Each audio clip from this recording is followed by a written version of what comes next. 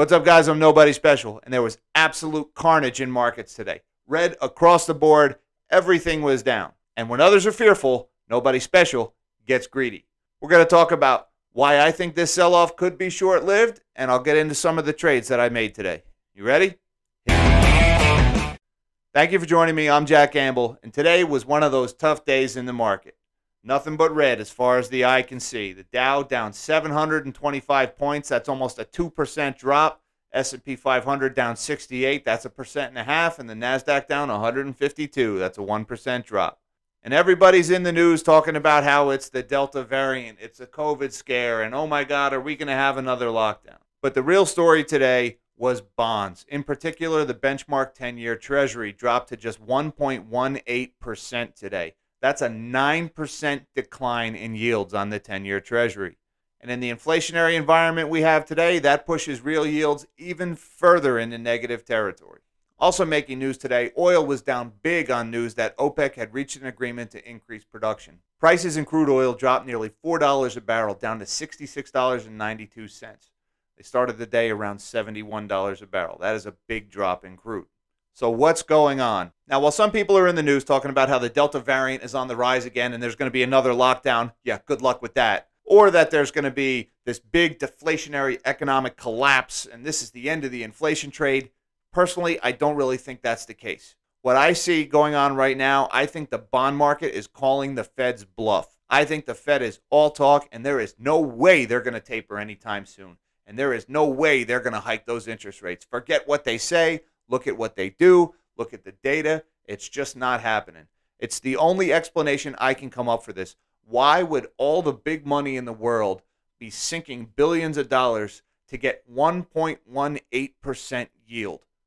Who in their right mind is spending that much money to effectively lose 1% in spending power? I mean, our last CPI read was 5.4% year over year. So who's lining up for 1.1% or 1.2% interest? Fact is, it's not about the yield, it's about those bond prices. Big money piling into that bond market right now is them saying that those bonds are going up in price, driving yields down. In other words, the bond market thinks the Fed is going to keep printing and keep buying. Because think about it, if you take the Fed at face value, that they're going to start tapering their asset purchases and that they're going to start hiking rates, why would you be piling into bonds right now? Remember, bond prices and yields are inversely related. So if there's about to be this big rise in bond yields, that means prices are going to go in the toilet. So why would big money be piling into bonds right now if they think prices are about to go in the toilet? Big money is saying they think those bond yields are going lower and those bond prices are going higher, i.e., the Fed is about to step up their asset purchases or at least maintain them. Anyways, I'm not a bond market expert by any measure. That's just my interpretation of what I saw today. Now, a lot of people are looking at this decline in yields and they're saying, see, this is proof that there's no inflation or that this is proof that there's going to be deflation. I don't really get that because we're not in a free, fair market right now. If the Federal Reserve was not involved, if they were laissez-faire, let the economy do what it wants, then all those traditional rules about inflation and yields would apply and those interest rates would be going higher right now. That's if we had a free, fair market. We don't. We have a Federal Reserve market. This is not free market capitalism. This is central planning, Federal Reserve making decisions for all of us. And the Fed is buying $120 billion a month at least. That's not a free and fair market. So those interest rates are not free to rise like they want to in the face of this inflation. You can drink all the transitory Kool-Aid in the world that you want. It's not going to change the story that as long as the Fed is buying up those bonds, those yields are going to stay low.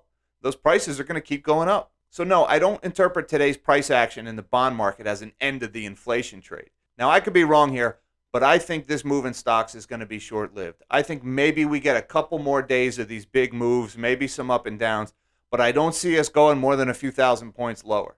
I really don't. We've had sell-offs like this twice already this year. This was a big one today, but we've had a couple of big sell-offs earlier this year, back in May and back in February, and they corrected. The stocks bounced and headed right back up. Now, I'm not a financial advisor. Don't make any trades based on what you hear from Nobody Special, okay? I want you to do your own research, your own DD, and make a decision that's right for you based on your unique situation. That being said, here's what I did today. Number one, I took out a little bit of insurance on my portfolio just in case I'm wrong. So I bought some call options in a couple of inverse ETFs. Now, the reason I use inverse ETFs is because I don't trade on margin in any circumstances. I don't borrow money to invest. It's some seasoned professional traders would probably tell me I'm stupid for that. It's just a rule. I'm not comfortable investing with other people's money, so I stick to just what I have. So considering the fact that I'm limited to defined risk, I bought some call options in SDOW or SDOW. That's the ProShares Ultra Short Dow Inverse ETF. So that is a highly levered bet against the Dow. Now, a seasoned trader could probably look at that trade and give me a whole litany of reasons why that's not a smart move to make. I can name a couple. These inverse ETFs are very dangerous. You don't want to hold them long term ever because the contango, the decay over time of these derivative prices, just slowly eats away at them. And on top of that, I bought call options in them, so I've got theta decay working with the contango. So over time, these are losing trades. I don't plan on being in this trade more than a couple of days. All right, I think this sell-off has maybe 2 or 3 days of steam left. I could be wrong. If I am wrong, I've got a very defined risk. It's only a couple $100. It was not a big trade. But if I'm right, it's a highly leveraged payoff. The payoff would be very big. I did the same thing with SQQQ. That's the ProShares Ultra Short NASDAQ. Again, these are ultra short-term trades with very defined risk. Just in case I'm wrong and this sell-off is going to be monstrous, I'm positioned to gain in that instant. The other thing I bought today was, in my opinion, a no-brainer. Maybe I was a little early, maybe not, but I bought SILJ. That's the Silver Junior Miners ETF. Why? I've got further in the negative territory real yields. That's great for silver. And what's the biggest overhead for a miner besides labor? It's energy. And we had a huge drop in oil today. In my opinion, real yields further in negative territory, high inflation combined with low oil prices, that to me says rocket fuel for the junior miners. Again, I could be early, I could be wrong. I'm just telling you the trade that I made today. Don't touch a trade based on what you hear from me. And of course, another trade I made, I couldn't resist. I had to buy more AMC. AMC has done nothing but go straight down for the better part of a month. I believe the underlying thesis of that short squeeze is 100% still intact. I don't think those market makers and those hedge funds have covered yet. I think all of the shenanigans going on in the dark pools is going to come to a head. And if this sell-off does have any steam market-wide, that could trigger margin calls in these AMC and GME shorts. Because if the rest of their portfolio starts dropping by any serious percentage, hey, the people they took out those short bets with may demand their money back a little bit sooner. So I bought a little bit more AMC. I'm comfortable with that position. Again, defined risk. I'm not messing around with options in AMC right now. I'm all shares, but I'm comfortable with that trade. Of course, I still have my recent trades in play with platinum. The story in South Africa appears to have calmed down and platinum prices have come in a little bit. But again, that's an inflation hedge also, so I'm comfortable with that trade. And I'm not sure we've heard the last of that story in South Africa as far as the extent of the damage to the ports and the infrastructure and what effect that might have on the mining industry there. I think there's more to come. I could be wrong. And of course, I still have my ticker symbol HACK. That's the cybersecurity ETF that I bought 2 weeks ago. There was another big cyber attack in the press today. I think that trade still has room to run. Again, maybe prices come in a little bit over the next few days. I might even add to that position if I see that drop much further.